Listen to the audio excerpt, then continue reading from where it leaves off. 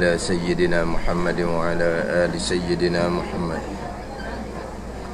أعوذ بالله من الشيطان الرجيم. بسم الله الرحمن الرحيم. الحمد لله رب العالمين، والصلاة والسلام على سيد المرسلين وعلى آله وصحبه أجمعين. رب اشرح لي صدري ويسر لي أمري واحلل عقدة من لساني يفقه قولي. سبحانك لا علم لنا إلا ما علمتنا إنك أنت العليم الحكيم. ولا حول ولا قوة إلا بالله العلي العظيم.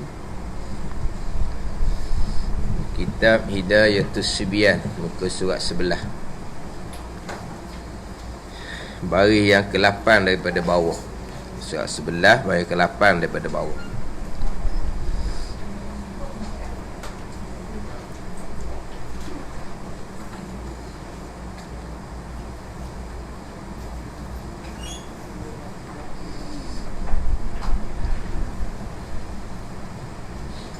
Qala al-muallifu rahimahullahu ta'ala wa nafa'ana bi'ulumihi amin.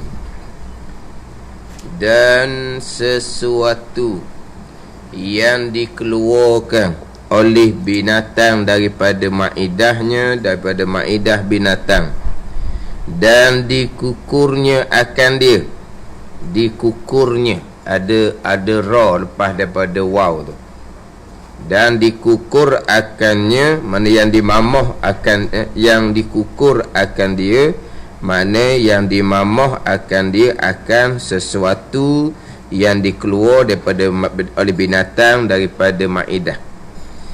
Dan sesuatu yang dikeluar oleh binatang daripada maidahnya, maidah ni perut besar binatang tu.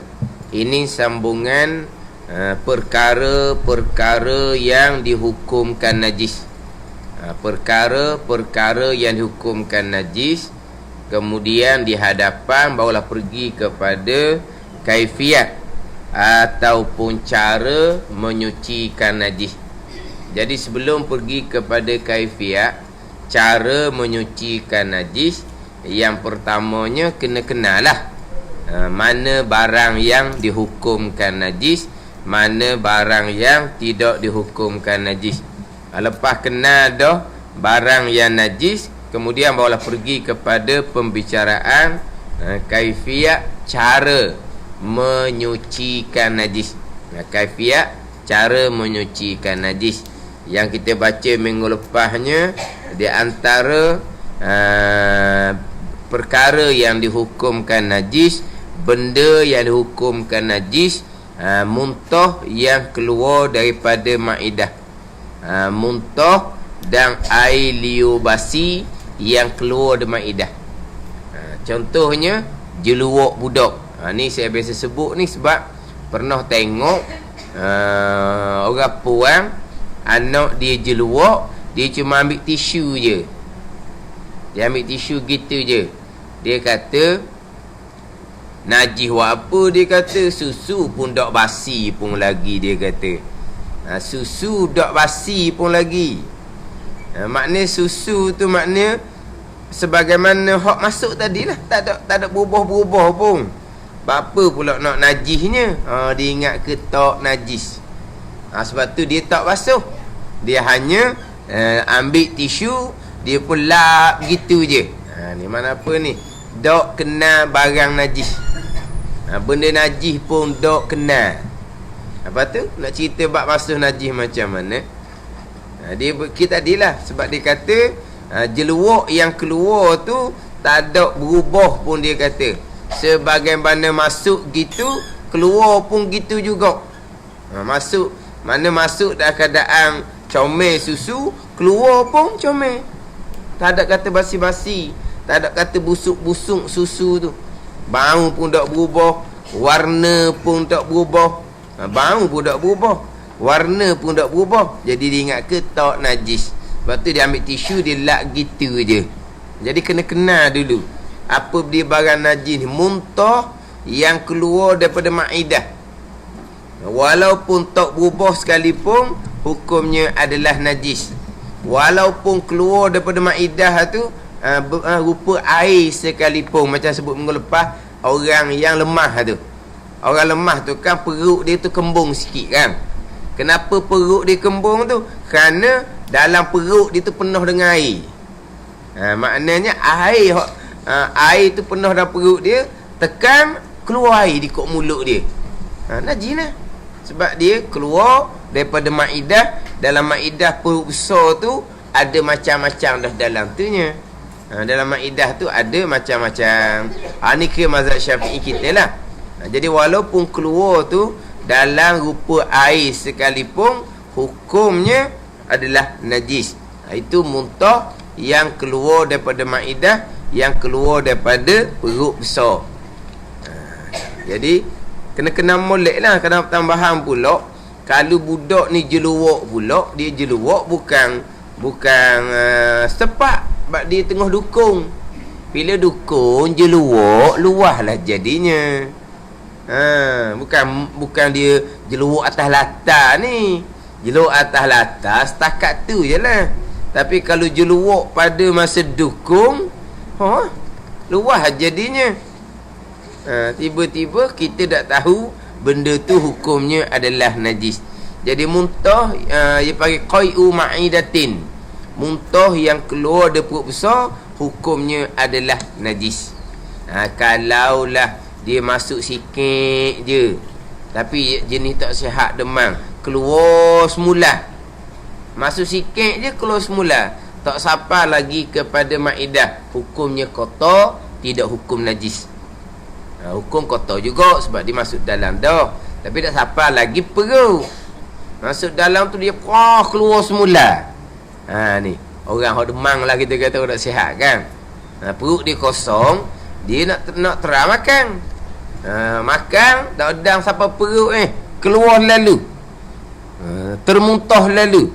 Siapa tak lagi perut tak apa, hukumnya kotor, tak hukum najis. Tu jelah. Dah lah kita boleh tahu.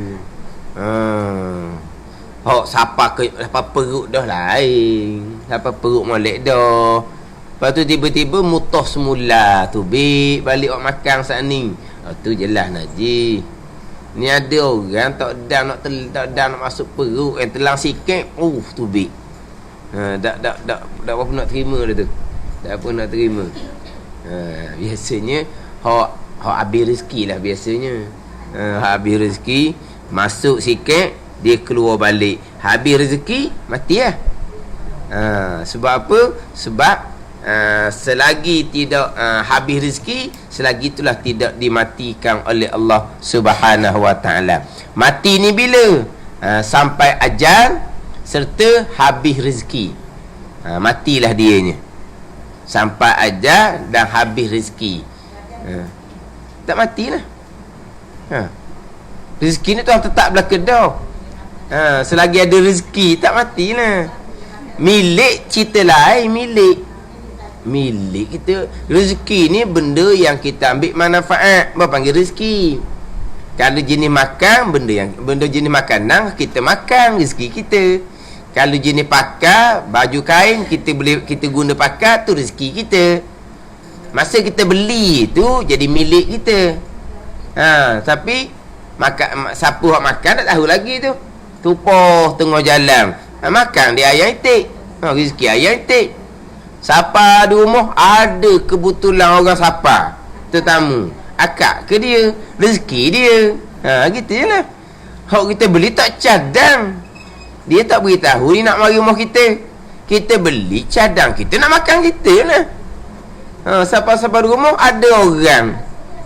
Lepas tu kita pun hidang ke dia, akak ke dia. Mana apa? Rezeki dia. Tapi tadi milik kita, sebab kita beli daripada kedai. Sama dengan pakaian. Kita beli milik kita. Masa beli tu kenang sangat dah. Siapa di rumah tak kenang, akhirnya ambil kemung lah. Tu pun tengok, boleh, dia pun ambil, dia pun pakai. Rezeki dia, bukan rezeki kita. Maknanya Dia rezeki dengan milik ni tidak berlaziman. Ada milik kita dan menjadi rezeki kita, ada milik kita tidak menjadi rezeki kita. Tadilah orang mari mau kita jamu ke dia. Ada yang bukan milik kita tapi rezeki kita. Bukan milik kita tapi jadi rezeki kita, rezeki yang haram. Sebab milik orang, lipat orang, kita kenal, kita pun ambil pakai. Kena ambil pakai. Milik kita ke tak? Tak. Tapi rezeki kita lah sebab kita ambil manfaat. Tapi rezeki haram lah sebab bukan milik kita. Itu panggil rezeki yang haram. Kita ambil manfaat, kita ambil guna daripada barang yang bukan milik kita. Itu panggil rezeki yang haram. Kita tipu orang contohnya. Duit tu bukan milik kita, dapat pada kita kerana kita tipu. Bukan milik kita sampai ke bila-bila pun. Kena pulang balik orang tu. Kemudian kita pun ambil manfaat daripada hak kita tipu tadi. Rezeki kita tapi bukan milik kita. Dia ada milik kita serta rezeki kita.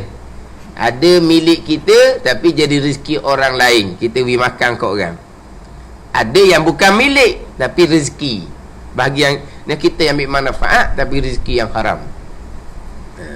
Jadi rezeki ni Tuhan tetap daripada azan. Banyak mana rezeki, maknanya habis rezeki matilah. Faham tak? Mana? Segala-gala Tuhan tetap belaka, baik jahat. Kan akidah kita kan baik jahat Tuhan belaka. Dah iyalah. Tuhan belaka pegangan kita. Siang ke ni? Dah tak ada siang-siang tu bahagian lah tu. Betul Tuhan nak bunuh neraka. Lagi ambil orang. Dah memang Tuhan tetap belaka dah. Ma minkum wa qad kutiba maq'udun nar wa maq'udul jannah. Tidak ada di kalangan kamu ni melainkan Tuhan tetap dah tempat di neraka ataupun tempat di syurga. Tuhan tetap dah pada azan neraka ke syurga. Tapi Nabi sebut neraka dululah, baru sebut syurga. Sebab dia panggil apa tu? Peringatan. Bila nak peringat, dia akan sebut neraka dulu. Ma minkum illa wa qad kutiba maq'udun minan nar. Tidak ada kalangan kamu melainkan Tuhan tetaplah kedah tempat duduk, tempat kembali tu di neraka ataupun tempat kembali tu di syurga, terletak dah. Lepas tu ni dah kita minta pun itu adalah qada daripada Allah.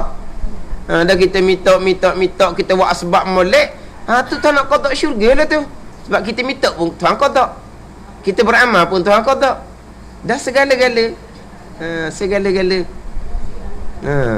segala-gala qada Allah Subhanahu wa ta'ala. Bila Nabi kata tetap dah neraka ataupun syurga, sahabat pun tanyalah, afala natakilu ala kitabina, adakah kami pakai nak gantung atas ketetapan kami? Nabi pun jawablah, i'malu fa kullun muyassarun lima khuliqalah. Beramallah kamu dan tiap-tiap kamu akan dipermudahkan bagi tempat yang dijadikan bagi kamu.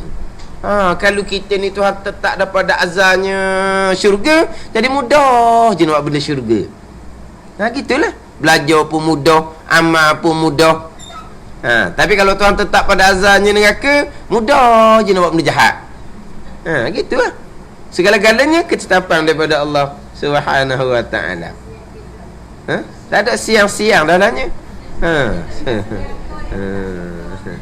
Tak ada siang-siang sebab hak Tuhan belaka. Siang ni bukan retah, bukan hak dia baru panggil siang. Ni sekarang ni Tuhan retah hak dia.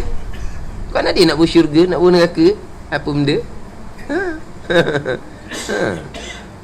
Betullah Tuhan ni masukkan ke dalam syurga dengan kurniaan, masukkan dalam neraka dengan keadilan. Ada warna dia buat jahat tu Tuhan yang qada kan, adillah bahak barang dia. Barang hak dia kan. Ke kita ni siapa? Tuhan nak buat kita ni pakat dengan siapa-siapa? Ke pakat kita? Betul? Tuhan pakat dengan siapa? Kau nak Tuhan nak buat mana pun hak dia. Nabi Adam AS contohnya, terus dijadikan Duduk dalam syurga. Nabi Adam buat kebajikan apa sebelum tu? Lepas tu tak cik gitu. Boleh kata gitu. Hak Tuhan kau anda Tuhan Sebaliknya di masa yang sama, sebaliknya fardu takdir. Di masa yang sama Tuhan buat satu manusia lagi nya, Tuhan bubuh neraka lalu. Apa masalah? Tak ada hak dia. Tak ada kata apa. Mata kita nak kata apa guna? Hak dia. Kalau fardu takdir, Tuhan buat Nabi Adam AS tu duduk dalam syurga. Tuhan buat satu manusia lain di masa yang sama, Tuhan bubuh neraka. Allah siangnya kau kena neraka. Tak ada siang-siang. Hak Tuhan. Kau ada Tuhan nak bubuh mana pun. Dah hak Tuhan. Kau tak? Sebab tu jangan duk korek-korek, duk korek mikir. Jadi dia pening. Jangan.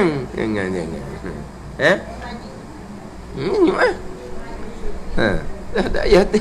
Mana kita duduk sekarang ni guna Tuhan susun kita. Mudahnya kok mana? Mudah kok belajar, mudah kok beramal. Alhamdulillah. Lepas tu tak boleh ada riak, ujud, takabur. Hak tu kurniaan Tuhan belaka tu. Taufik hidayah Tuhan, nikmat yang paling besar daripada Tuhan. Tak ada lah. Mudah-mudahan Tuhan kurniakan ni kebahagiaan kitanya syurga. Mudah-mudahan kita buat asbab molek. Tapi apa yang berlaku tu semuanya qada dan qada Allah Subhanahu wa taala. Sebab itulah kalau tak ngaji molek akidah ni, lepas tu pakai kok akal payah lah. Dah kok akal dah lama kening. Takkan hak jahat mari Tuhan. Kok akal dah lama kening. Lepas tu nak betul balik akidah, nak balik kepada rukun iman yang ke-6 je. Rukun iman yang ke-6. Yang kita duk ngapa guna budak-budak. Perkara baik, perkara jahat daripada Allah. Kan gitu? Ada? Segala-gala baik jahat, untung baik, untung jahat daripada qada dan qadar Allah. Tu je rukun yang kenalnya. Ada kalau kikir kau mudah je pegangnya. Tapi dah ngapa saja, tak faham pun apa yang dia kata. Akhirnya dia pegang hak baik je mai dia Tuhan. Hak jahat dak dah saat ni. Kalau dia bilang rukun yang kenal, tak pegang. Kalau tak ngaji molek, walaupun pandai sebut pun.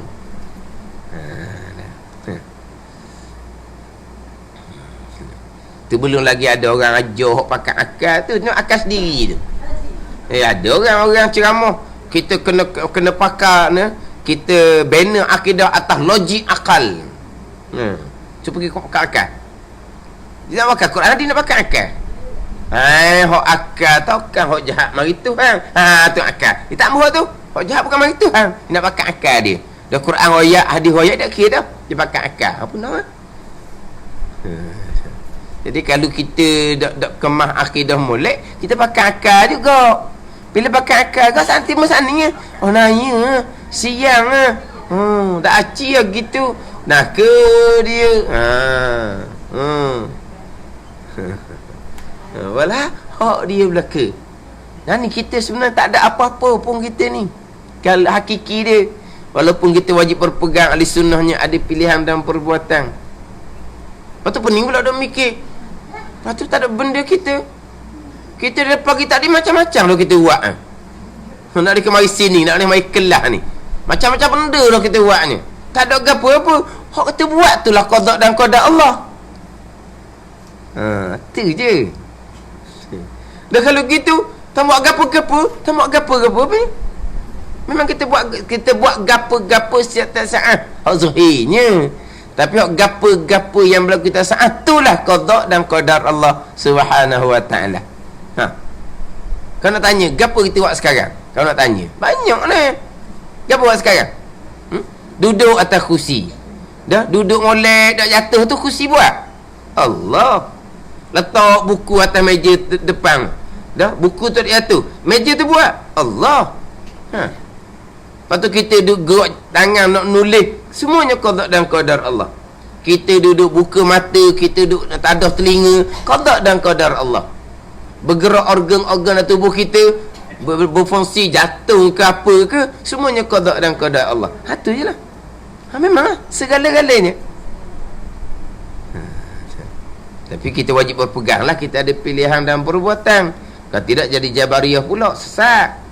Tapi pilihan dan perbuatan pun duduk di bawah segala-gala qada dan qada Allah Subhanahu wa taala. Gitu je. Baik ke, jahat ke. Lepas tu kata kena cerita molek benda ni kepada orang baru-baru, anak cucu nak cakap benda gini. Kalau pakai kau akal dia pegang hak jahat bukan ketentuan Allah, akidah salah gitu. Dah, dia mana sembahyang qada Tuhan juga. Qada Tuhan lah. Tak apalah, kena pun neraka mengat kita, tak masalah. Tak ada apa-apa. Saya dah main ni qada Allah juga. Iyalah Allah nak qada masuk neraka. Lepas tu gua ni, lah, mu nak neraka. Oh ya lagi tu kalau dia kata saya dah main ni qada Allah ni, iyalah qada Allah. Sebab apa? Sebab Allah nak buang neraka. Dia baru dia terkejut. Dia kejut.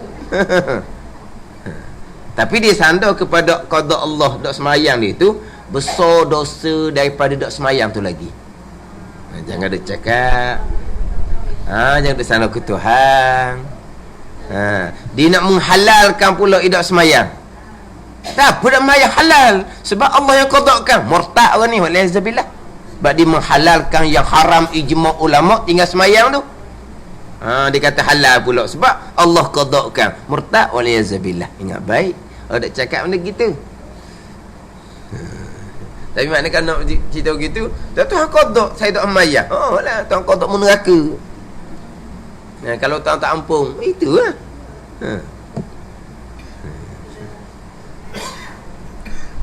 Tak berpegang perkara jahat Allah tidak mengqadakan. Salah pegangan tu.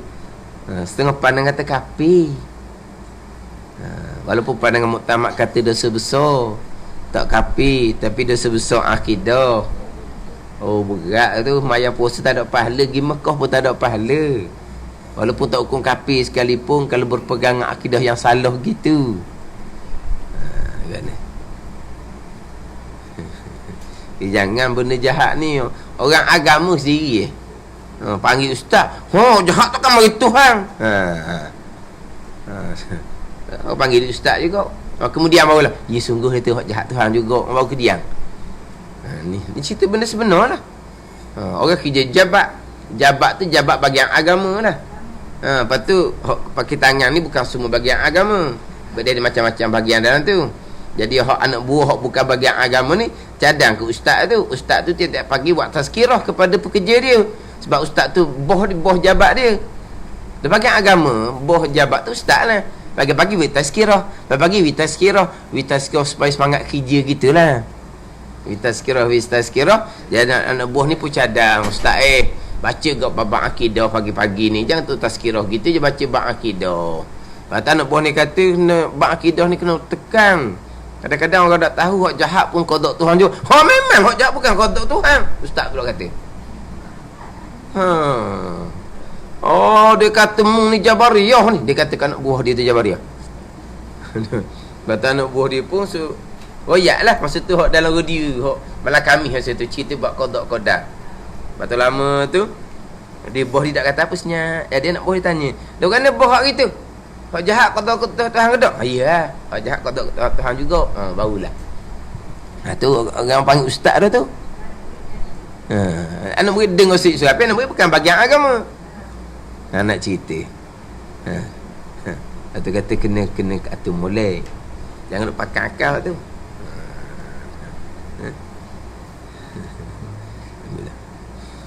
Kita dah cerita bab rezeki saat ni. Cerita bab rezeki. Selagi rezeki tu tak habis, tak sapat dak lah mati. Bila habis rezeki, matilah. Hak di kita banyak tu milik kita. Mati je jadi pusaka milik anak cucu. Lepas tu rezeki siapa tak tahu lagi juga. Tapi milik kita setakat mati je kan. Berpindah milik kepada milik pusaka. Tapi mana rezeki dia sudah habis. Sebab tu bila orang hak terlantar ni, dia tak mau makan, jangan duk paksa. Jangan duk paksa lah. Jangan duk pecek hidung cekoh mulut. Pecek hidung cekoh mulut dia macam budak-budak. Budak-budak kan. Hak budak-budak tak mau makan obat tu kan. Kan kita pecek hidung, lepas tu cekoh mulut kan. Lepas tu suap obat ada dah. Hidung kita tutup, dia kena telan, dia ada nafas. Jadi mana kalau orang hok terlantar tak embuh dah, kita tak boleh paksa. Tak ada bahagian dah tu. Mana orang kita pun faham dah mana siapa masa dah tu. Kalau kita masuk selo-selo pun dia akan keluar. Dia akan keluar apa?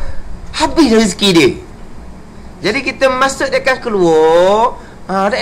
Mana bukan rezeki dia dah. Mana kita tak sedap masuk mana. Tak akan masuk juga. Dia akan keluar balik. Ni kata tak apa perut ni. Ni kotor. Tak angin najis. Sebab dia tidak apa perut.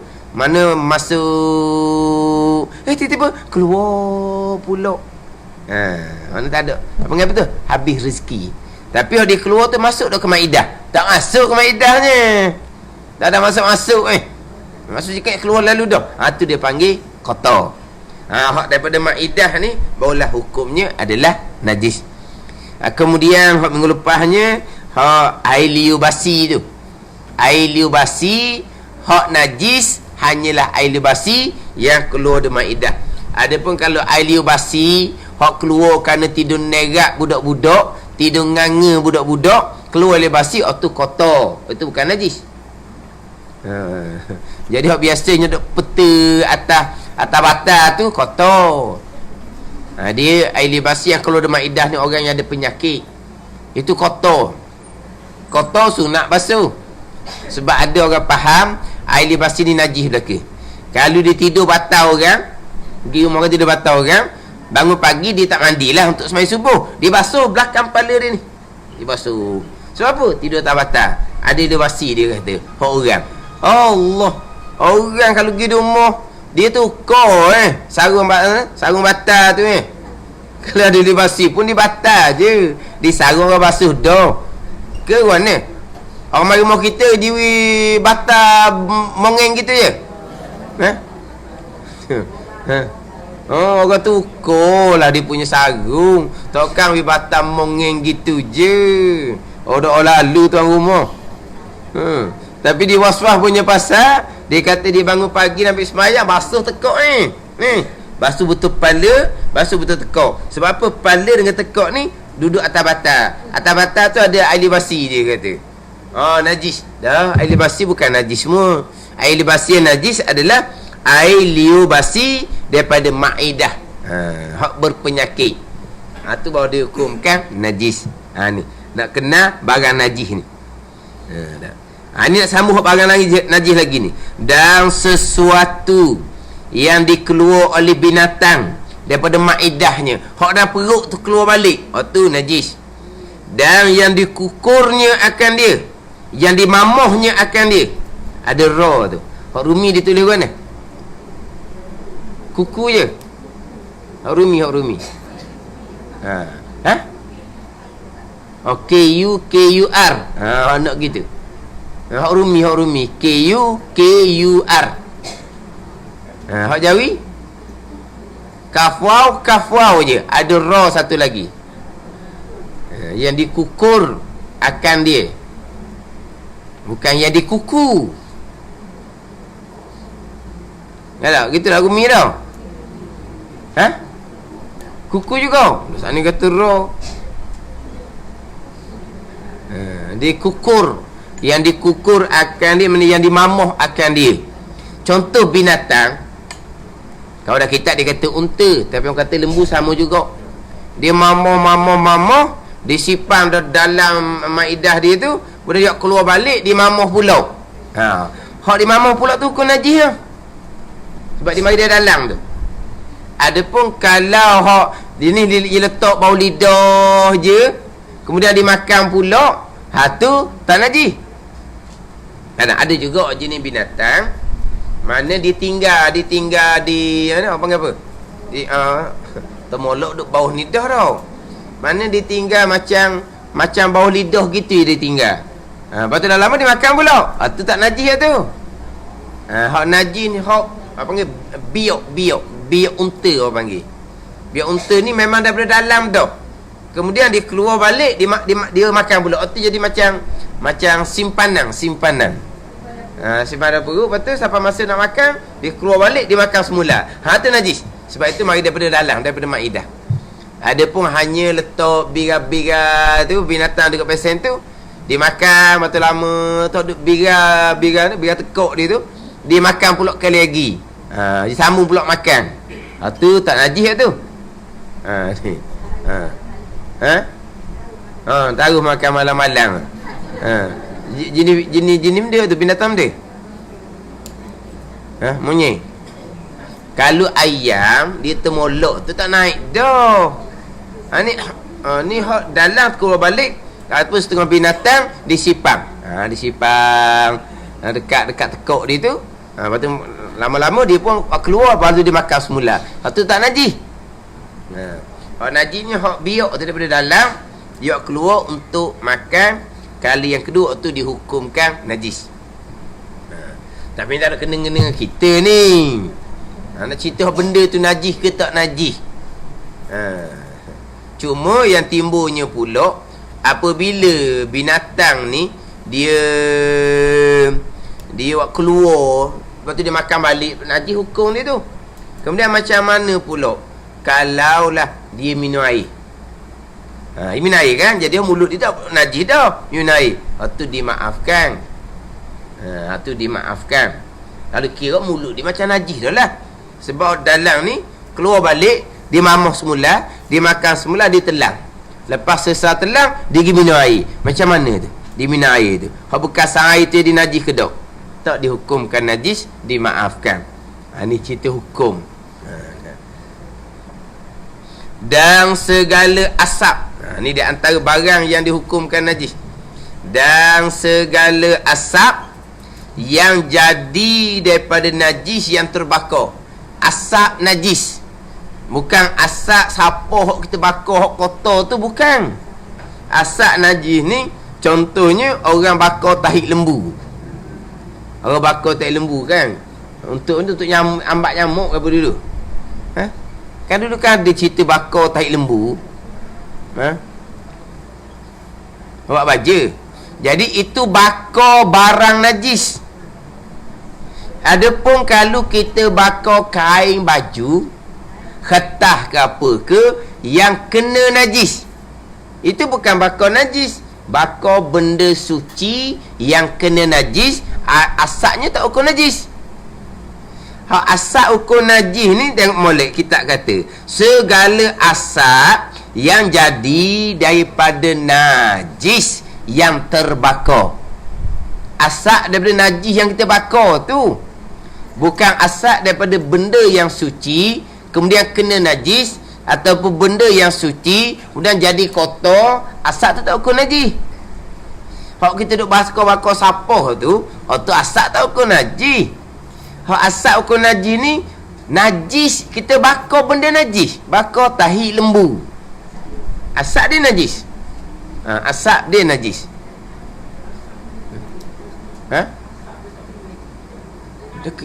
Dah kita cerita najis, bukan kita kena kita. Dah cerita benda tu najis. Kena kita dah cerita sini. Kalau kena baru cerita semula ni, sekarang ni di sini tak ada kena asap najis. Dia dah ekong ni kan. Asap pun dah jumpa. Lepas tu nak dah asap pula, asap najis, bakar tak lembu. Mana ada bakar tak lembu dah learning. Ni cerita ilmu. Ada kitanya asap bakar sapah. Kalau ada asap bakar hutang, tu tak najis tu. Najis ni bakar barang benda najis tu kita bakar. Asap tu hukum najis. Maknanya kalaulah sidar kain tu basah, kena asap tu, lekatlah asap tu di kain tu hukum najis. Sebab kain kita basah, asap tu lekat. Tapi kalau kain tu tak basah, hanya bau sikit-sikit sahaja, dimaafkan. Gitu. Tapi kalau pakaian tu basah, asap lekat banyak sebab dia basah, maka hukumnya najis. Adapun kalaulah kita jemur, Pakaian kita basuh, ada orang bakar sapoh dekat dengan kat kita jemur, busuk baju kita tu. Tu tak ukur najis. Kalau busuk basuh semula lah, sebab dia hukum kotor. Tapi tak ukur najis. Kadang-kadang kan dia jemur molek-molek, dia bakar sapoh.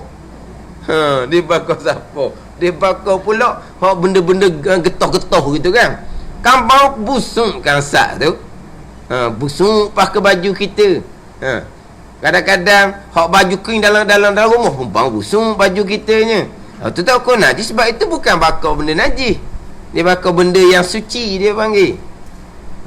Ni benda najis. Sebab dia kalaulah pakaian tu basah, jadi dia bakar, jadi api ni dia bawa air najis. Jadi asap tu api bawa air najis. Adapun kalau bukan api, dia cuma busuk, benda busuk sahaja. Contohnya kita kata kita jemur. Baju kita basah, tepi tu ada bakar seekor. Bakar kucing ke, kita kata bakar ayam ke seekor. Kita nak cara ke bakar tu. Busuk bangun padahal, tapi malah nak cara. Tengok pun serung dah. Rasa geli dah. Kita pun jemur. Tiba-tiba lepas kering tu kita hidup baju kita bang hok bangkai tu. Tak ukur najis.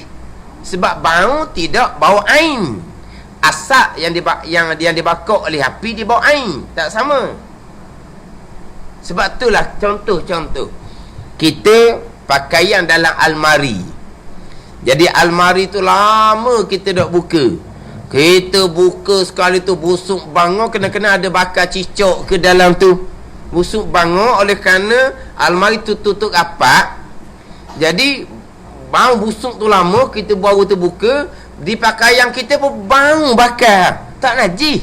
Sebab bau dia tidak bawa air najis. Dia berbeza dengan api.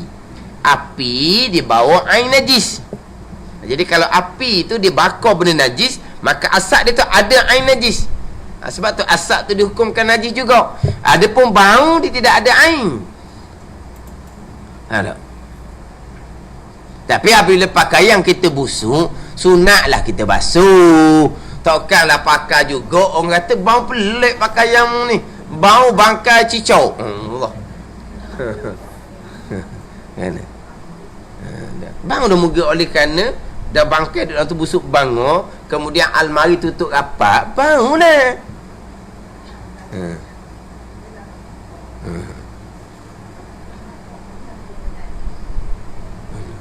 Kita semata-mata bakar najis, barulah asap tu dihukumkan najis. Semata-mata bakar najis, bakar tahi lembu kita kata. Tak ayam tak bakar ke? Bakar ke buat baja? Bakar ke? Untuk buat baja.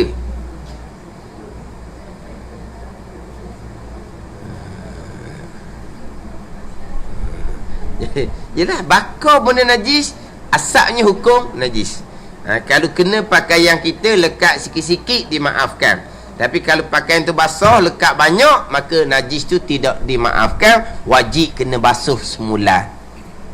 Wajib kena basuh semula. Sebab tadilah api, kekuatan api dia bawa air najis. Adapun bau dia tidak bawa air najis. Dia gitu. Tadi hok bau busuk tadi daripada bangkai binatang dekat dengan pakaian basah, hok kita duk jemur, daripada bau bangkai tadi ni lekat di baju hok kita duk jemur tu, tidak hukumkan najis sebab bau tidak bawa air. Adapun asap didatang daripada api, kekuatan api dibawa air najis. Ini cerita pekoh. Kekuatan api tu asbab zahir. Hak bawa jadikan asap Allah, bukan kekuatan api. Ini cerita zahir gitulah. Jadi api, kekuatan api, asap tu ada air najis. Tu kekuatan api. Ya, api bekas. Tu bab pegangan ni, cerita bab hukum pekoh, cerita bab asbab zahir.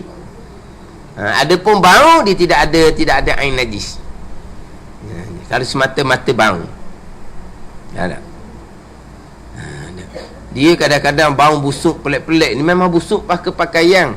Kan ada kan setengah tempat dia kan masuk kat kabur tu kan, maknanya pencemaran bau. Percemaran bau, dia kata siapa ke pakaian pun bau, dia kata. Dia tempat dia lah adalah kilang ke apa ke tak tahulah. Maknanya dia kata pencemaran bau tu akhirnya menyebabkan pakaian dia pun berbau, busuk, dia kata.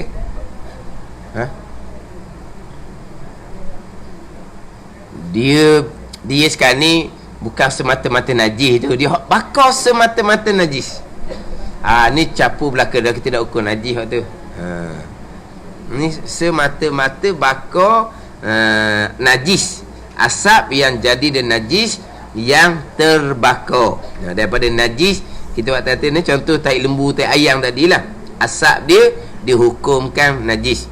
Dan segala air bisa binatang, segala air bisa binatang, hukumnya adalah najis.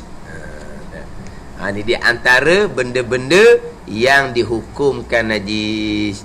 Kalau kita buka kitab-kitab besar lagi, banyak lagi tu dia bahagikan benda-benda yang dihukumkan najis. Ni ke kitab Hidayatus Subiyan kita ni pun tak cekak nak banyak dah. Habis banyak dah kita ni, berat dah. Walah Hidayatus Subiyan je, petunjuk bagi kanak-kanak. Dan Hidayatus Subiyan petunjuk bagi kanak-kanak. Tapi tidak tulis lah gitu. Dia tulis petunjuk bagi orang yang baru belajar. Bagi orang yang baru belajar. Baru belajar dah, tak kira nenek tak nenek pun dah baru belajar. Mana kalau kata tok ngaji gapo? Tok ngaji nak kenal barang najis. Dalam kita kenal lagi barang najis. Jadi tok dah benda najis pun tak kenal lagi. Nak kenal dululah apa benda najis. Kemudian barulah cerita di hadapan kaifiat, cara-cara menyucikan najis. Sebelum tu di hadapan dia akan cerita pula lah najis mughallazah, mukhaffafah, apa sudah cerita di hadapan. Kemudian hak panjangnya adalah kaifiat, cara untuk menyucikan najis. Cara tu mustahab. Tapi sebelum cara, kita nak kenal dululah, nak tahu dulu apakah barang yang dihukumkan najis.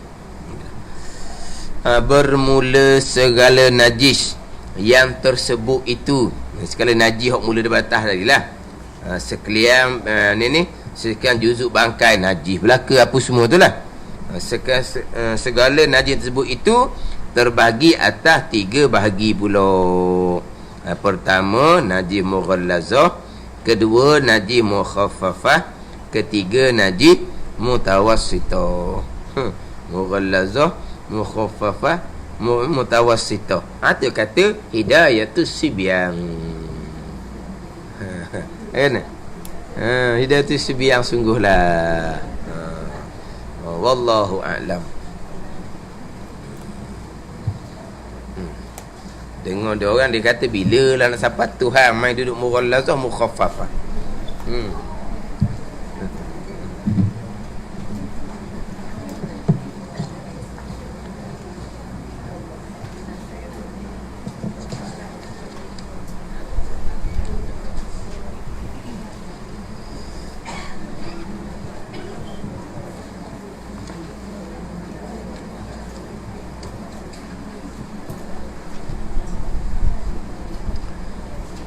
Ni kitab 20 sifat hati yang keji dan yang terpuji.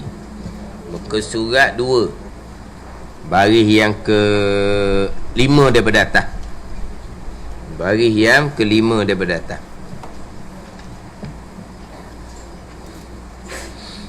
Qala al-muallifu rahimahullahu ta'ala wa nafa'ana bi'ulumihi amin. Dan Allah berfirman lagi, yauma la yanfa'u malun wala banun illa man atallaha biqalbin salim. Yauma la yanfa'u malun wala banun illa man atallaha biqalbin salim. Artinya, ingatlah akan hari yang tak berguna di sana, harta benda dan anak pinak, kecuali orang-orang yang datang menghadap Allah dengan membawa hati yang sejahtera, yakni sejahtera daripada dosa dan sifat-sifat yang tercela.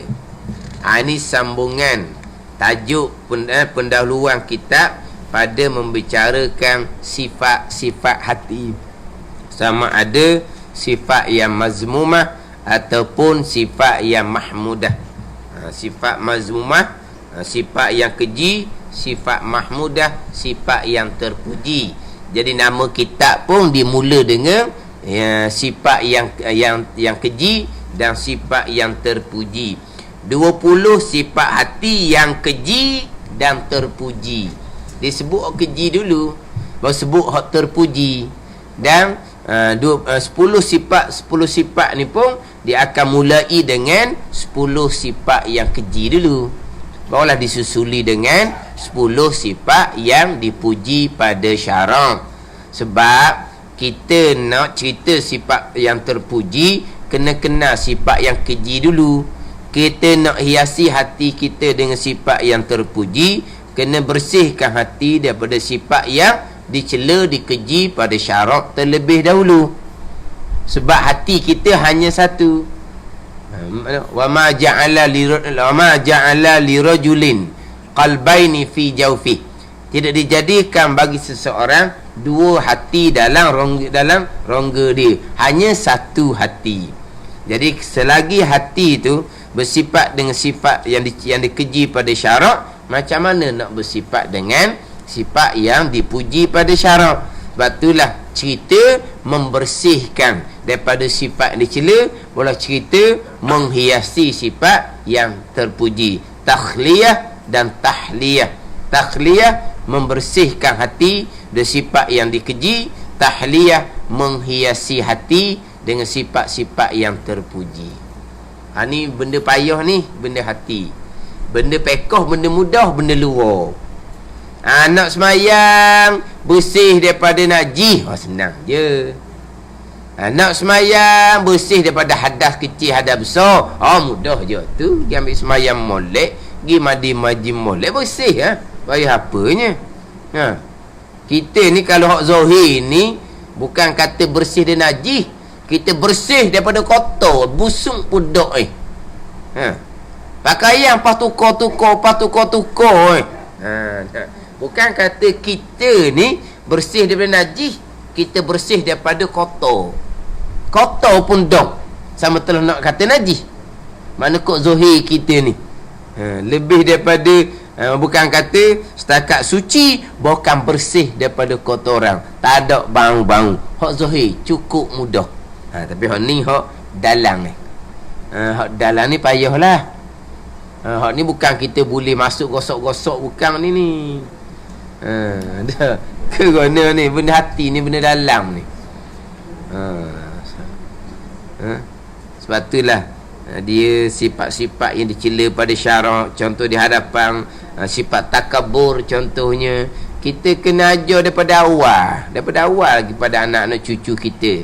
Takabur ni sifat yang diharamkan, berdosa besar. Takabur ni sifat iblis, kena wayak molek. Jangan bersifat dengan sifat takabur. Kita nak membesar diri daripada orang lain. Kih benda, kih harta banyak, harta tu rezeki daripada Allah. Kih pakat tinggi tu pun qada daripada Allah. Kih keturunan kita kurang lebih-lebih, kita lahir di keturunan lebih-lebih, itu Allah yang qadakan, bukan kita yang minta. Kan kita minta nak lahirkan di keluarga orang-orang yang berkedudukan, itu qada Allah Subhanahu wa ta'ala. Nak sambung betul ilmu pun kurniaan daripada Allah. Nak sambung betul amal taufik hidayah Allah.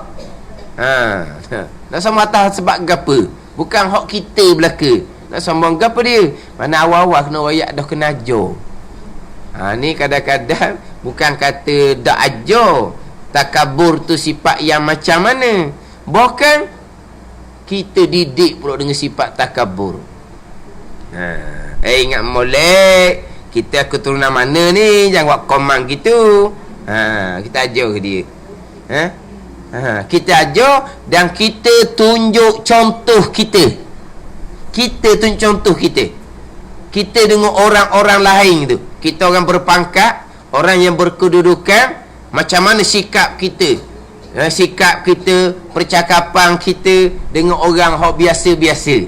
Kita tunjuk sikap kita, kesombongan kita, anak cucu kita tengok. Kita bercakap pula, bercakap dengan sombong, anak cucu kita dengar. Ajar dah tu. Ibu bapa ni guru yang pertama. Kerana ni tengok kandung ni pun mak duk sombong dah. Apa tu nak kata mana? Tengok duk kandung, mak duk sombong dah. Lepas tu keluar pun duk dengar dia dengan budak ni hok cakap sombong manjang. Ni. Pak besar pula kita tunjuk contoh sombong dan kita ajar pula ke dia.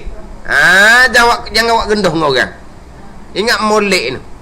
Kita ni siapa ingat molek? Gana tu. Lepas tu apabila dah sebati dah, nak betul balik tu go atas mujahadah tak mujahadah dah lah. Ni kadang-kadang orang hok lebih-lebih hok sombong-sombong ni ngaji pada ini tak ambuh. Sebab sebut takabur kata kat aku tu. Sebut ujub kata kat aku tu. Sebut riak kata kat aku tu. Dia tak nak sebut nama siapa. Dah masa ngajar tengok ke dia, dah duduk depan. Jangan duduk depan. Duduk depan, takabur tengok. Lepas tu makcik tu kata, ustaz ni takabur tengok saya. Takabur tengok saya. Ke ustaz nak kata ke saya ni? Tak ada kata. Tak duduk depan. Jadi masa sebut takabur tengok. Masa sebut takabur tengok. Lepas tu dia kata tuju ke dia. Oh belaka tu. Lepas nak belajar satu hal, nak faham. Lepas tu nak buang. Sebab sombong ni satu benda yang sedap. Dah sedap sombong. Sedap sombong. Kita duduk gini, angkat dada, jalan megah. Sedap. Nafsu. Kita nak merendahkan diri, sakit. Kita nak merendahkan diri. Orang kata buang tabiat apa? Buang tabiat. Buang tabiat. Warna ni. Jadi nampak tawaduk je lah ni. Kenyakit dah ni. Orang nak berubah. Orang kata nyakit. Dah sama-sama tu pasal lain. Sama-sama siapa duduk gini, hak ke dia siapa wisalang dulu, ulur tangan dulu. Cakap lembut je. Warna ni. Ada benda lain nak kecek ni. Dah tiba-tiba je. Jadi tawaduk lemah lembut ni. Ada nak kecek kot lain. Kau tu pula jadinya. Yang kawan tu nak buat, nak latih seumpama tu ke Allah lah. Payah. Sebab apa dah? Sedap duk nafsu keadaan sombong gitu. Dia benda sombong lah. Contoh ni dia dapat adakan cerita, bawa matilah jawapan dia kalau tak mujahadah molek. Tuan terlantar dah sombong tak habis-habis. Tuan terlantar tapi cakap kabar tak ada rendah. Dia tu orang lain buat belaka dah. Orang lain buat belaka dah tolongnya. Dah cakap dia tak ada. Tak ada nak rendah, tak ada. Tengok. Kalau maksiat zahir kita kata berjudi, kaki judi pun dia terlantar lah judi dah. Ke panggil guru mari judi. Kat lembek dia ni tak lagi mana dah. Tak ada dah. Orang yang kaki harok dah mari terlantar, terhenti dah harok tu. Walaupun dia tidak bertaubat sekalipun lagi hak terdahulunya. Tapi terhenti lah. Kalau jenis joli pun terhenti lah. Bila dia dah gerak dah, bila dia terlantar. Tapi takabur sampai ke mati. Kalau tak tu molek. Kalau tak mujahadah molek. Hak akhirat lah. Hak dunia pun tak gimana pun. Orang pun tak berahi. Cuba kalau orang tak sombong, pangkat dia tinggi, Dia masa dulu jadi boh orang, tapi tak sombong. Dia tak ada, dia berhenti dah pun orang hormat lagi ke dia. Sebab dia orang baik. Dia pakat besar pun tak sombong, orang duk sebut. Mana kalau dia tak ada pakat dah pun orang hormat lagi ke dia. Tapi kalau orang sombong dengan pakat dia, tak apa lagi. Dan dia berhenti tu kok, orang jumpa tegur pun dah. Tengok. Atas dia boleh berapa. Tapi dia buat gos macam. Ni. Orang apa? Hati, payah. Sebab tu di hati ni dia kena cerita daripada awal. Sebab tu kata kalau orang pesen ni, nak ngaji bab farda'ain dia tambah. Lepas tu nak pergi apa? Nak amal. Nak berzikir, nak apa. Berzikir boleh membersihkan hati. Tak boleh. Nak bersihkan hati mana? Kalau kita takabur pun tidak kena molek. Kita masalah nak mengekali takabur, kita nak bersih kok mana? Zikir ni dia membersihkan ni kelalaian di hati. Hak tu. Namanya daripada kekuatan zikir. Adapun nak bersih daripada dosa takabur, itu wajib ijma' ulama bertaubat. Tak lepas dengan zikir. Kemudian kita nak supaya hati kita tidak bersifat dengan sifat takabur, itu usaha kita tu. Kena mujahadah kita tu. Memang payah, sakit. Tapi apabila cerita gitu nak kena betul balik ni, memang susah sikit. Orang tak pernah dia nak beramal je. Lepas tu dia berasa dia rapat dengan Tuhan, sombong tak habis-habis. Nampak dia berzikir kuat dah, rajin dah, ribu-ribu, belah-belah ribu, puluh-puluh ribu. Cakap angin macam. Memanglah sombong ni sifat hati. Tapi hati ni akan terselah sampai keluar dengan sikap kita, dengan cakap kabar kita. Di antara di antara sikap orang sombong, taing nasihat orang, nasihat dengan kerah. Taing orang nasihat dia, gelepong ngamuk. Ni orang sombong lah. Taing dia kata kat orang, nasihat kat orang, dak cakap lembut-lembut. Tapi taing orang tegur dia, nasihat dia, nasihat dengan lembut pun dia marah lagi. Faham tak? Ni di antara tandaan orang sombong, orang takabur. Kan? Tu bicara bakti. Ni lebih sukar nak bandingkan dengan bicara bak zahir. Kemudian berkaitan dengan hati ni, kita hati orang awam, hati orang ramai-ramai kita ni, dia lintasan takabur tu sentiasa. Kita tengok orang rendah sikit, kita mari di hati.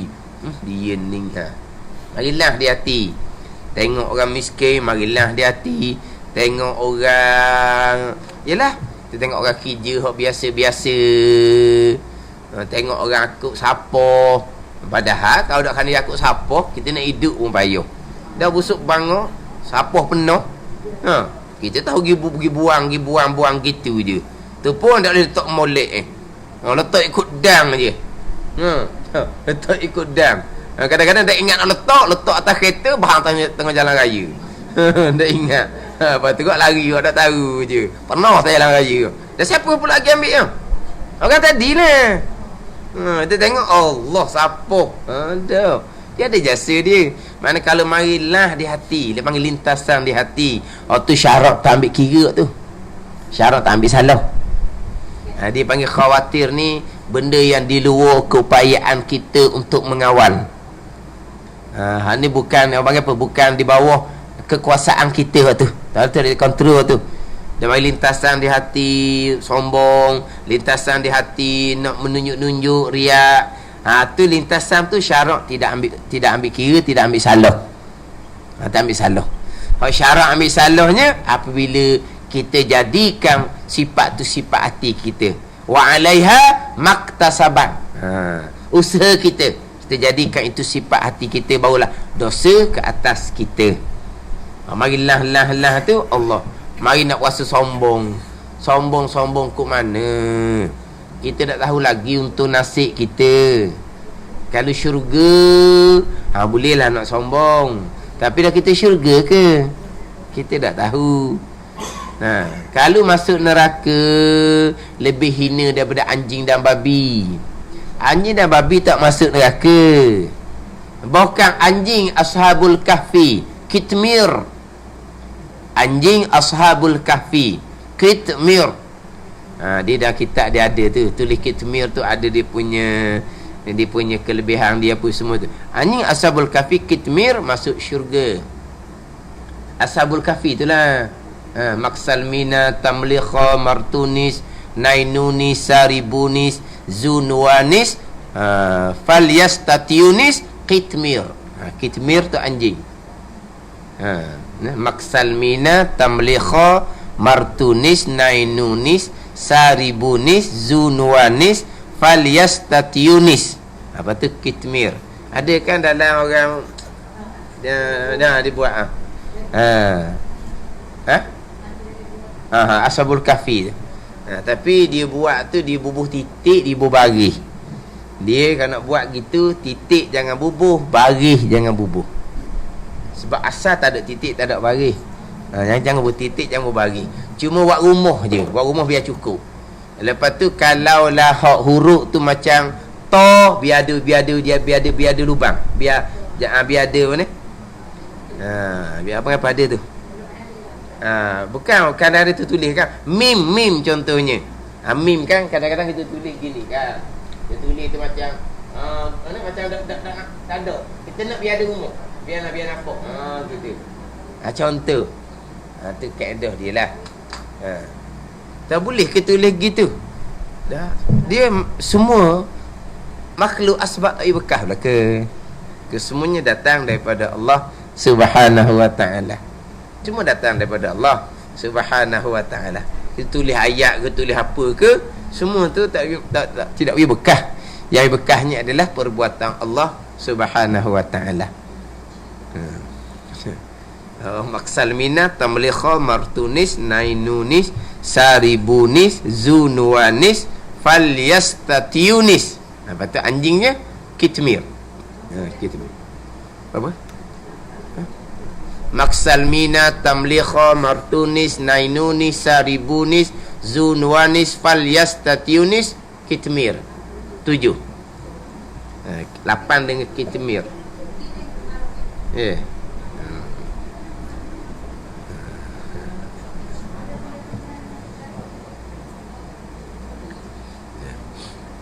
Jadi maknanya anjing pun masuk syurga juga. Anjing Ashabul Kahfi lah. Anjing babi lain tak masuk neraka. Tak masuk neraka, semuanya akan dihancurkan. Tapi kalau kita masuk neraka, lebih hina daripada anjing dan babi. Lepas tu kita nak sambung ke mana? Kita tak tahu lagi kita ke mana. Dah kita ni lah, kita ni sedar tak sedar kita duk pikul tahi. Pikul tahi lah. Ya bawa lah orang panggil. Bawa tahi. Pikul lah orang panggil. Tahi royak je ikut lalu. Ke mana?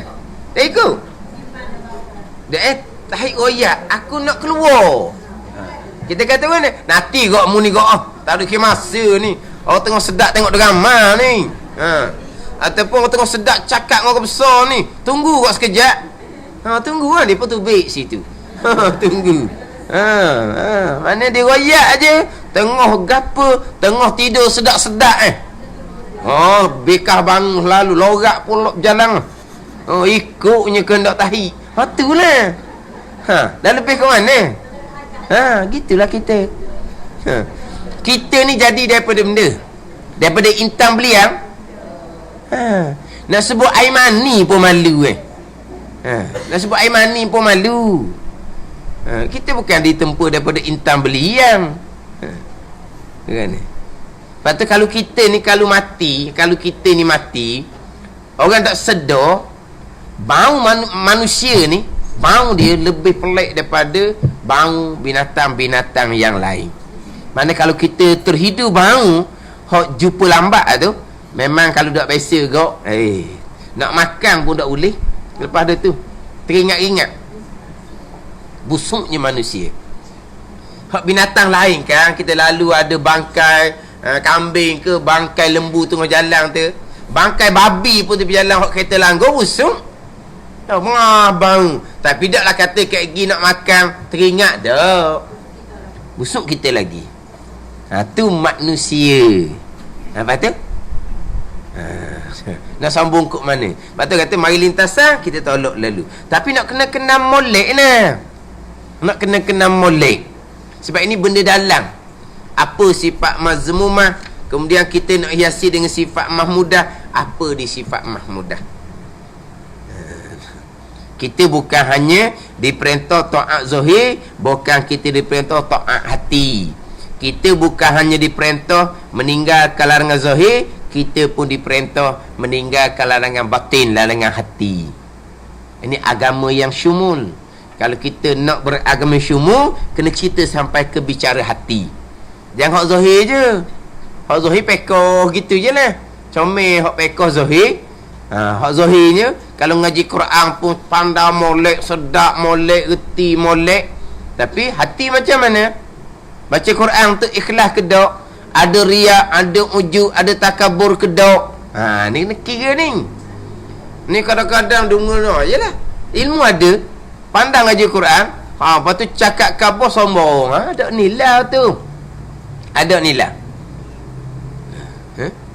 Maknanya kena bicara sampai ke hati. Nak cerita bab hati ni. Nak cerita bab hati, terdahulunya cerita Allah Ta'ala mengetahui sifat-sifat ada dalam hati kita. Kemudian ayat yang terdahulunya qad aflaha man zakkaha wa qad khaba man dassaha. Kita duk baca semua ayat tu surah Wasyamsi tu. Sesungguhnya berjayalah orang-orang yang menyucikan hatinya. Berjaya dunia dan akhirat. Orang hati baik ni bukan kata berjaya akhirat saja, atas dunia pun berjaya. Orang kenang ni, orang hati baik, orang hati mulia ni, hati benda dalam, tapi dia akan terseloh keluar. Terseloh keluar. Jadi maknanya atas dunia pun berjaya. Maknanya bukan berjaya akhirat saja. Dan kecewalah orang-orang yang mengotor akan dia. Atas dunia pun kecewanya. Orang yang bersifat dengan sifat takabur, riak, nak menunjuk-nunjuk. Orang nak menunjuk-nunjuk dalam amal ni tak dan tahan lama mana. Orang pun lama-lama tak berehi. Tak berehi ni. Dia duduk menonjol. Akhirnya rebah Akhirnya rebah. Dia nak kena tanam dalam molek. Dalam mata hikam tu. Apa dia? Idfin wujudaka fi ardil khumul fama nabata mimma lam yudfan lam yatimma nitajuh. Tanam oleh kamu akan keadaan amalmu dalam bumi yang tersembunyi. Tanam amalmu pada bumi yang tersembunyi. Jangan duduk tunjuk-tunjuk ke orang. Tanam. Kemah. Fama nabata mimma lam yudfan lam yatimma nitajuh. Maka barang yang timbul, orang ni banyak amal, dengan tidak ditanam, maka tumbuh tu tidak akan sempurna. Faham tak? Maknanya kalau kita tak tanam molek, tumbuh. Tapi tumbuh dah semua lama terbalik nah. Cuba kalau kita semua tanam molek, tumbuh juga kemudian. Tapi dia punya pangkal dia kemah, tak terbalik dah. Tapi nak leh ke timbul tu, kita tukang nyemar ni, ke tak jadi benih ni. Dekat duk sirang ni.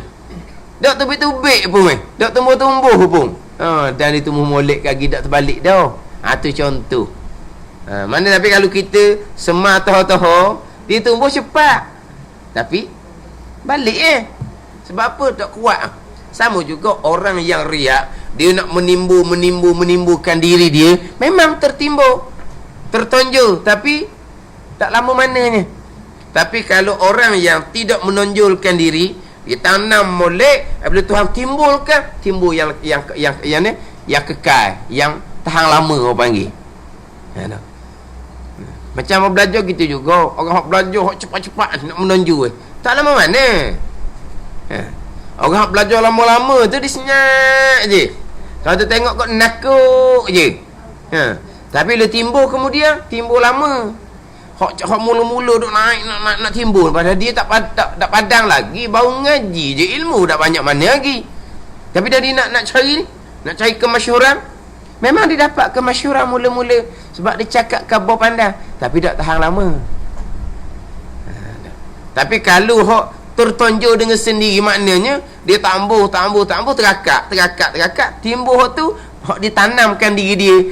Kalau timbul kekal lama. Maknanya atas dunia boleh tengok dah orang yang mengotori hatinya macam mana kecewa. Kecewa. Yalah. Sebab benda kemasyhuran. Dia kemasyhuran ni nafsu nak sangat. Dia kemasyhuran dengan duit. Mahal kemasyhuran lagi. Sebab orang sanggup habis duit kerana kemasyhuran. Ada situ. Mana mahal kemasyhuran dengan duit? Mahal kemasyhuran. Oh, sanggup habis duit kerana nak masyhur. Ni nafsu belaka ni. Dia nak masyhur. Dia pun dengar tunjuk. Dia menonjol, timbullah kemasyhuran sekejap. Tapi akhirnya kecewa. Tak akan ke mana pun. Tak akan ke mana. Dia ni bicara bab hati ni. Bab hati kena kira molek dah dalam ilmu tasawuf fardu ain.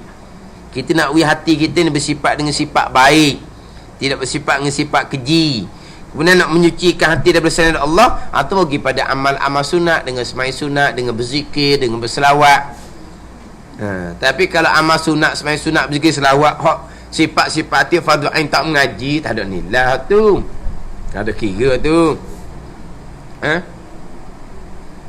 Dia main duk amal sunat, kewajipan tak cara.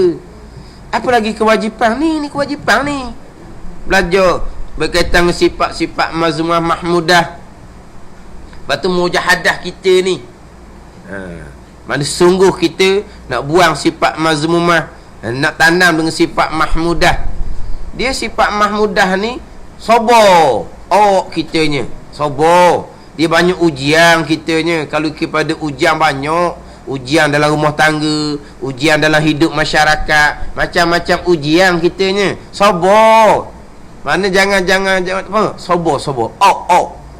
Mana agak senapah.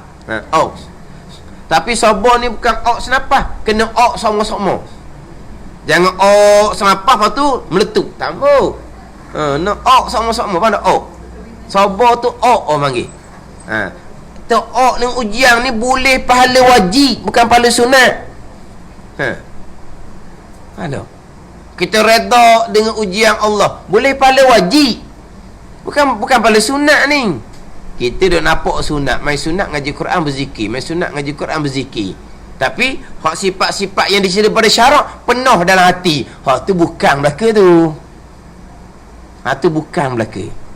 Sebab tu kata kena tekan hak wajib dulu. Hak sunat tu kita buatlah koda-koda mula-mulanya.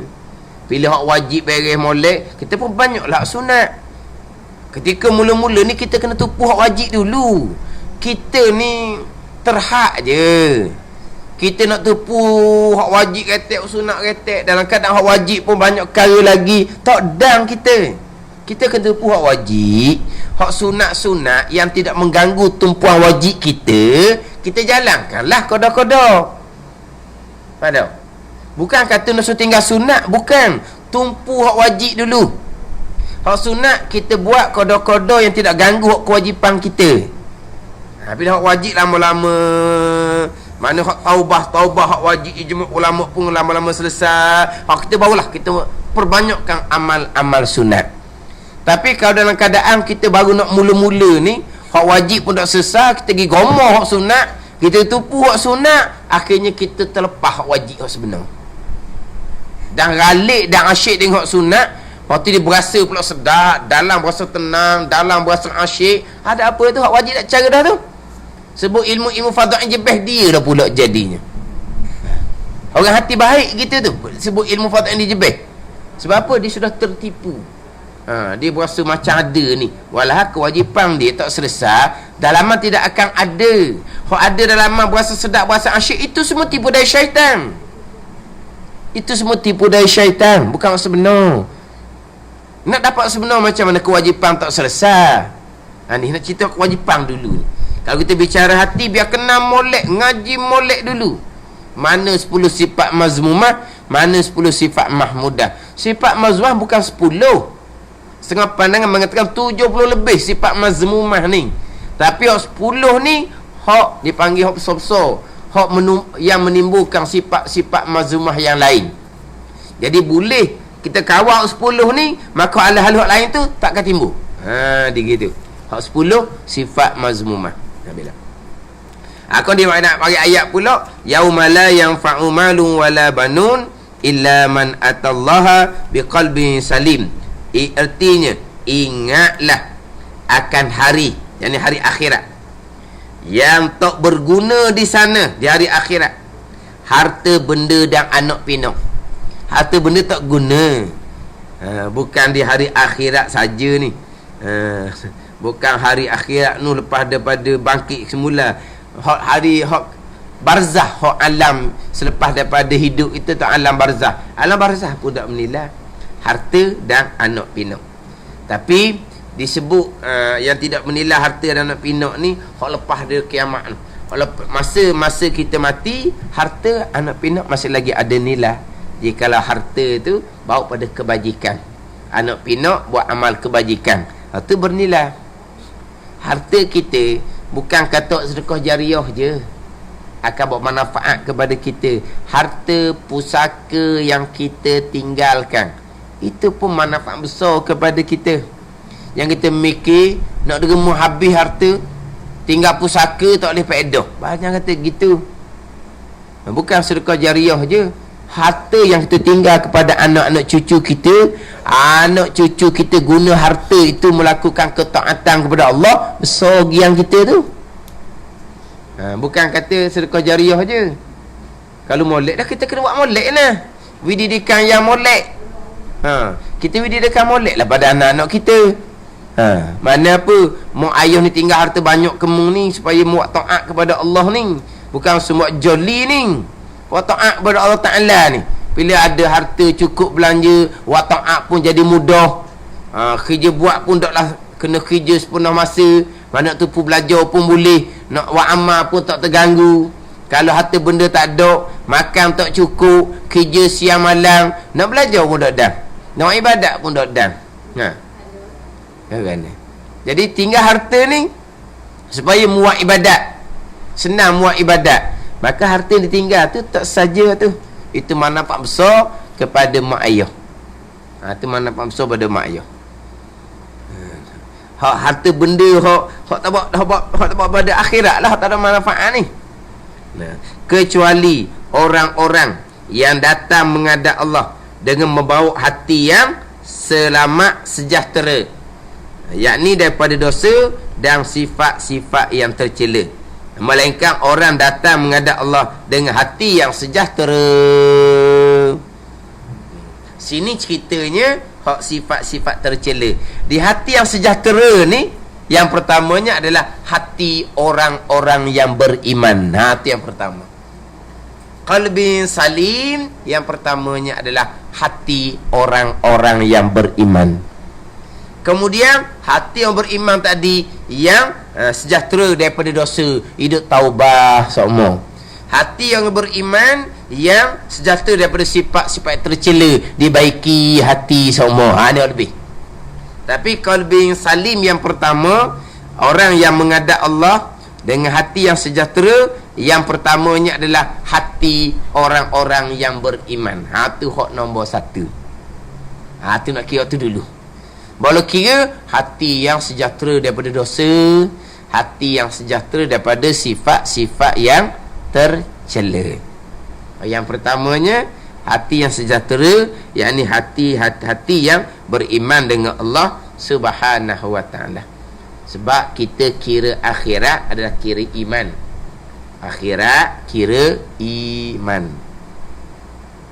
Perkiraan akhirat, bukan akhirat saja, saat sekarang amal ibadah kita diterima ataupun tidak bergantung kepada keimanan kita masing-masing. Sekarang semayang, puasa kita apa semua, Tuhan terima tak terima bergantung kepada keimanan kita. Kalau iman kita ada, Allah Ta'ala akan terima amal ibadah kita yang sempurna zahir, yang sempurna hati, ikhlas. Tapi kalau sempurna zahir, pekoh comel, hati pun ikhlas dalam buat amal, tapi tapi imannya iman yang tidak sah ataupun pegangan yang terpesong, tidak akan diterima sama sekali. Atas dunia kita sekarang pun kiraan utama adalah iman. Bila iman kita sah, nak mantapkan iman dengan melakukan amal ibadat lah pula. Wajib sunat itu akan memantapkan akidah kita. Dan kita mati pun sama ada kesudahan kita baik ataupun tidak, baik adalah mati dalam iman. Kesudahan yang jahat, mati dalam kena kufur dengan Allah Subhanahu wa taala. Ini cerita bab iman, cerita bab akidah ni. Ini hak penilaian hak paling utama. Tapi akhir zaman, hak ni lah hak kurang dibicarakan. Kalau duk cara bab fiqh, bab tasawuf, bab ngaji Quran, hak tu je. Bab akidah, fiqh kena cara molek tu fardu ain, tu amal agama. Tasawuf tu fardu ain, tu kena cara molek. Tapi akidahnya macam mana? Penekanan bab pegangan. Penekanan kita bab pegangan. Jadilah orang agama sendiri pun hak rukun iman yang keenam, perkara jahat, terang-terang rukun iman yang keenam, qada dan qadar Allah, orang agama pun kata dau. Ada nak kata mana? Ya, nak kata mana? Itu kadang-kadang bawa agama bila mengaji bab akidah, barulah kejut. Allah lama kening saya dak cara langsung bab akidah, dak cara bab fiqh je. Kejutanlah jadinya. Dia dak cara bab fiqh je. Lepas tu kalau ngajar pun ngajar fiqh je. Pegangan dak heran. Ada setengah orang pula, saya tauhid ni payah pun malah dia kata. Boleh kata gitu. Dah ada orang dia tengok kitab, kitab fiqh, tapi di awalnya ada tajuk tauhid. Dia nak baca kitab tu. Dia nak baca kitab fiqh, hak tak ada tajuk tauhid depan. Kitab Jawi kita kan macam Hidayatus Sibiyan kita tadi tu kan. Dah tauhid 8 muka surat. Tauhid dan kitab Hidayatus Sibiyan tu. Walaupun panjangnya fiqh panjang. Tapi sebelum tu tauhid 8 muka surat. Sekarang dia buka kitab Jawi nak baca kitab fiqh. Tapi di awal tu ada tauhid. Dia tak ambuh. Banyak kitab Jawi awalnya tauhid. Matla'in Badrin awal tauhid. Wisyaul Afrah awalnya tauhid. Sulam Mubtadi awalnya tauhid. Hidayatus Salikin awalnya tauhid. Ada bicara tauhid di depan tu. Apabila tengok tauhid depan ada, tak ambuh. Nak baca fiqh straight, tak baca tauhid. Jadi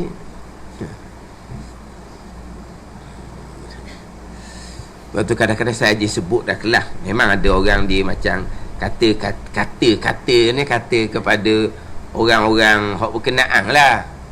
Saya je sebut kata kita nak bagi tauliah mengajar ke, nak bagi lantikan imam ke, tekan bab tauhid go dulu. Tanya ustaz tu, biasa ngajar gapo sebelum ni? Saya ngajar fiqh. Tak apalah ngajar fiqh, tanya bab tauhid dengan dia. Nak bagi tauliah dia ngajar, tanya tauhid dengan dia dulu. Nak jadi tu imam, bukan hanya tengok Quran di comel dak somel. Kena kemah tanya molek bab tauhid dia, bab fiqh dia macam mana semayang bang. Sebab nak bawa orang ni time tauhid lah. Kalau kita kata kalau tu imam tu makan riba, kita tambah waktu imam macam tu. Sebab apa? Sebab fasik. Makruh kita ikut imam fasik. Kalau tu imam tu jenis main nombor ekor, nak apa? Tambah. Kalau tu imam tu bahi mabuk, kita tambah tu imam bahi mabuk gitu. Tapi kalau tu imam berpegang akidah yang salah, tak nampak tu. Tak tahu. Tapi orang berkenaan kena pastikan akidah dia betul. Sebelum nak lantik di imam tu, mengepalai solat. Nak mengepalai solat ni, solat yang sebenar. Solat sebenar mana? Tauhid dia kena ada, fiqh dia kena comel. Bukan hanya sedap ngaji Quran je. Sekarang ni sedap mengaji Quran, fiqh tak mengaji, tauhid tak mengaji, fiqh tak mengaji. Orang kampung sukalah sebab dia baca sedap. Tapi kita taklah nak usul tanya dia. Tapi kadang-kadang kalau tanya bab fiqh semayang, sekarang tak boleh nak jawab. Nampak tak mengaji. Tanya bab fiqh kerja dia. Kalau Tok Imam, saya nak tanya bab zakat sikit. Allah minta maaf, awak kejabat tak apa tu. Tok Imam, saya nak tanya bab haji ni. Saya pergi Mekah baru ni. Awak pergi tanya orang bawa haji lah, jangan tanya saya lah. Tak apa tu. Ni orang Tok Imam nak tanya bab semayang, tak reti. Bawa semayang. Tapi hak paling besar akidahnya macam mana. Orang berkenaan lah hak nak latih tu. Lepas terlatih latih dah, dia kena buat khusus umur ni hak popok ni. Akidah dia dah ni, teh dah. Memang badan akidah. Tak jadi. Kena buat khusus umur. Kena buat mana? Berkala kena ada khusus umur. Tekan buat akidah. Biar akidah yang sebenar. Sebab kalau tu imam yang makan riba, yang berjudi, yang minum arak, kita tak ambuh sebab dia fasik, tu imam yang akidah salah, itu lagi besar kefasikan dia. Tapi kalau tu imam tu akidahnya kafir, dengan kita wajib kena qada semayang. Ni tanggungjawab orang berkenaan lah. Bila sebut gitu, ada orang kata ni kena atas pihak-pihak berkenaan. Memang tak ada. Saya temu dega nak dapat tolong mengajar pun tak ada cerita bab akidah. Tak ada cerita bab akidah. Tanya bab akidah.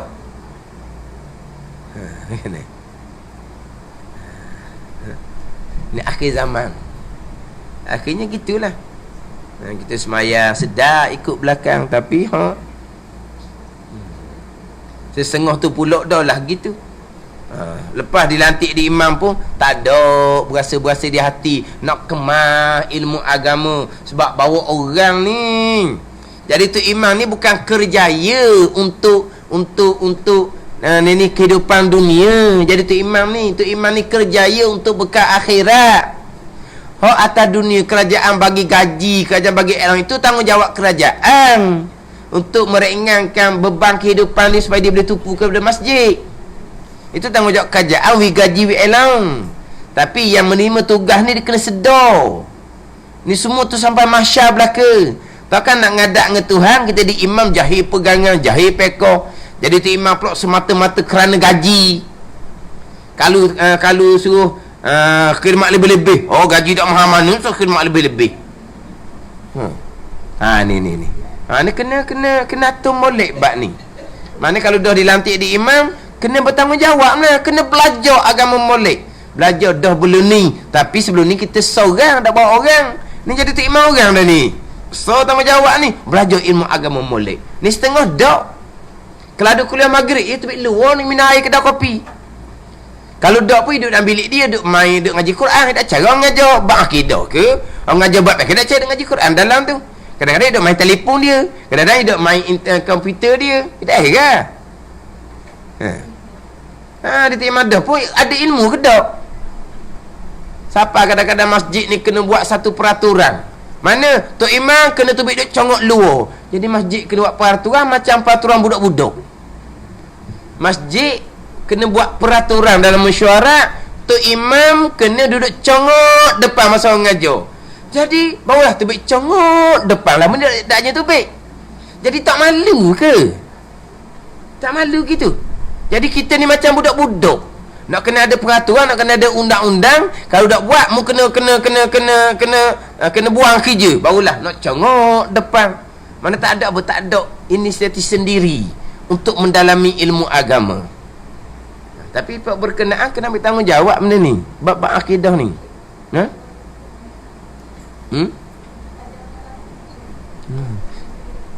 Dah ada masjid terpaksa kena buat peraturan gitu. Tak payah buat peraturan gitu, kita orang tua dah. Apa benda lagi ni, orang mengajar kita duduklah luar.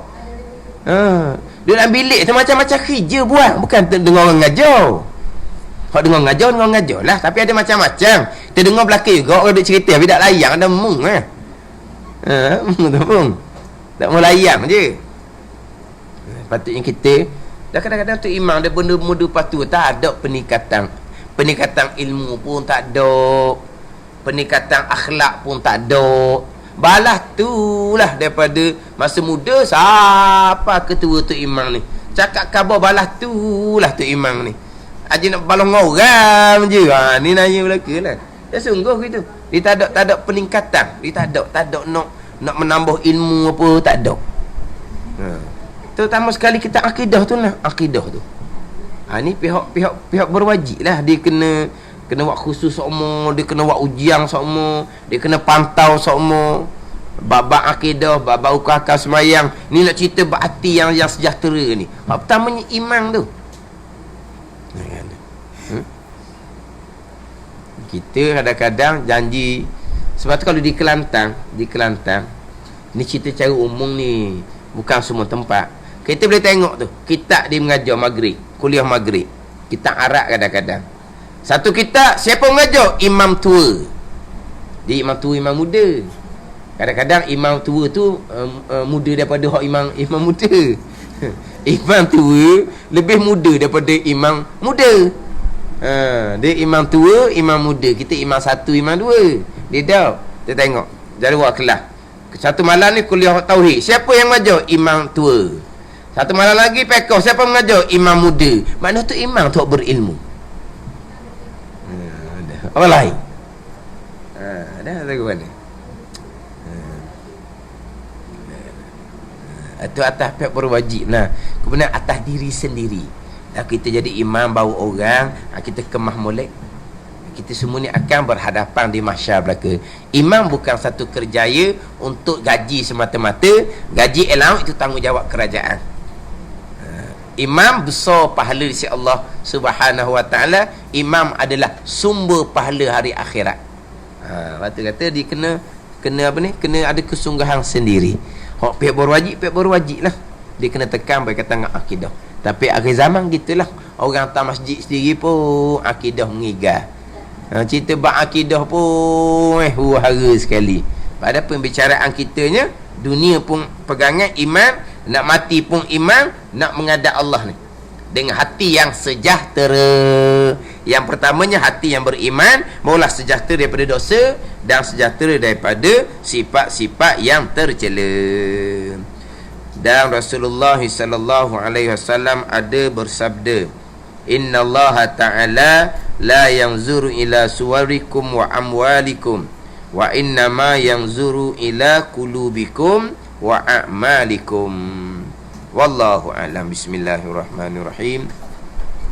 Alhamdulillahi rabbil alamin, wassalatu wassalamu ala sayyidil mursalin wa ala alihi wa sahbihi ajma'in. Allahumma aftah alaina futuhal arifin.